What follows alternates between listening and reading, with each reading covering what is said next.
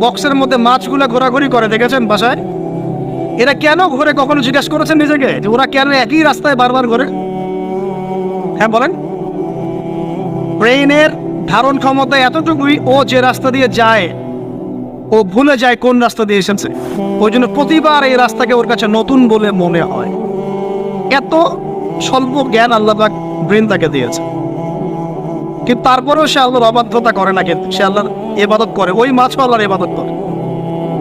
এখন আমাদের সমাজে এমন কিছু মানুষ দেখতে পাওয়া যায়, জ্ঞান বুদ্ধি মাশাআল্লাহ এমন বলদের পর্যায়ে, যদি বলি কাশ্মীর মনে হচ্ছে জান্নাত, বলবে যে কাশ্মীরকে জান্নাতের সাথে তুলনা করছে।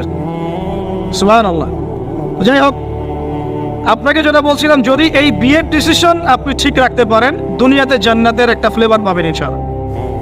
এই সৌভাগ্য নবী সাল্লাল্লাহু আলাইহি ওয়াসাল্লামের হয়েছিল, কারণ তার ঘরে খাদিজা রাদিয়াল্লাহু আনহার মতো একজন স্ত্রী ছিলেন। সারা দুনিয়া তার বিরুদ্ধে, কিন্তু বাসায় গেলে তিনি প্রশান্তির সাথে থাকেন। এটা নিয়ামত না?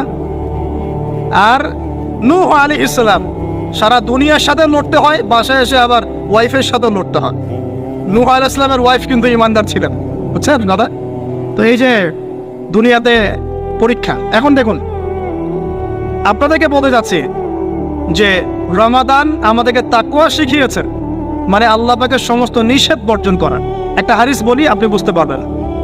আল মুমিন, মুমিন মুসলিমকে, আল মুমিন আল মুসলিম মান সালিমাল মুসলিমুনা মিন লিসানিহি ওয়া ইয়াদিহি, যার হাত এবং জবান থেকে অন্য মুসলিম নিরাপদ থাকে।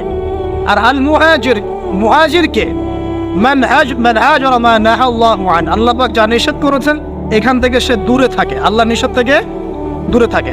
আল্লাহর নিষেধ থেকে দূরে থাকলে পরে তাকওয়ার ফ্লেভার পাওয়া যায়। স্ত্রী ছিল হালাল, আমি ছেড়ে দিয়েছিলাম। পানি পান করা কি হালাল না হারাম? হালাল, কিন্তু রোজা রেখে ছেড়ে দিয়েছে। খাবার খাওয়া কি হালাল না হারাম? হালাল, রোজা রেখে ছেড়ে দিয়েছে। আল্লাহ পাকের হালাল গুলো বর্জন করেছে, হারাম কি করতে পারবো? এই জিনিসটার নাম তাকওয়া। রমজান এই শিক্ষা দিয়ে যায় নাই ভাই? বলেন, রমজান এই তাকওয়ার শিক্ষা দিয়ে যায় নাই? অতএব এই শিক্ষাটাকে সারা বছর ধরে রাখবো ইনশাআল্লাহ। পারা যাবে তো ইনশাআল্লাহ? আল্লাহ আমাকে তৌফিক দেখ, আপনাদের সবাইকে তৌফিক দেখ, যেন সারা বছর যে কাজই করব আল্লাহ সন্তুষ্টির জন্য করব, যে কাজই করব নবীর তরিকায় করব, যেই কাজ আল্লাহর নবী এবং আল্লাহ পছন্দ করেন সেই কাজ বেশি বেশি করব, যেই কাজ আল্লাহ নবী পছন্দ করেন না সেই কাজ করব না। সহজ কথা ইনশাআল্লাহ। আল্লাহ আমাকে তৌফিক দেখ, আপনাদের সবাইকে তৌফিক দান।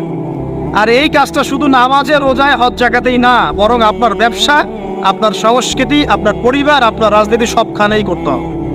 এই জায়গায় সমস্যা, এই জায়গায় মানুষ মানতে চায় না। এই জায়গায় বাংলাদেশের মুসলমান এখন দুই ভাগে বিভক্ত হয়ে গেছে। একগুলা হয়েছে মুনাফেক মার্কা, একগুলা মুমিন মার্কা। দুইটা মার্কা এখন স্পষ্ট হয়ে গেছে।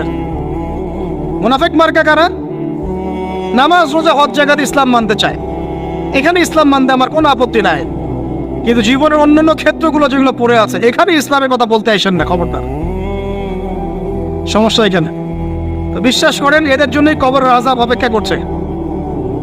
কবরের আযাব কেন? এমনি এমনি বলি নাই কথাটা। আব্দুল্লাহ বিন উবাই কি চিনেন নাকি? চিনেন? আব্দুল্লাহ বিন উবাইয়ের নাম শুনছেন? সূরা তাওবার অনেক বড় একটা অংশ একে কেন্দ্র করে আয়াত নাযিল হয়েছে। আব্দুল্লাহ বিন উবাই কে ছিল বলেন? মুনাফিকের সর্দার, শুধু মুনাফিকের।